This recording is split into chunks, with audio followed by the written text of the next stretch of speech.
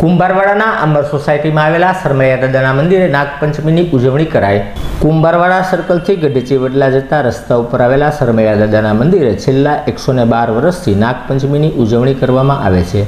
આ નાગપંચમી નિમિત્તે મોટી સંખ્યામાં ધર્મપ્રેમી ભાઈઓ બહેનો પહોંચે છે અને દાદાના દર્શનનો લાવો લે છે અને ખાસ બહેનો દ્વારા ફુલેર અને શ્રીફળની પ્રસાદી ધરી દાદાની પ્રાર્થના કરવામાં આવે છે।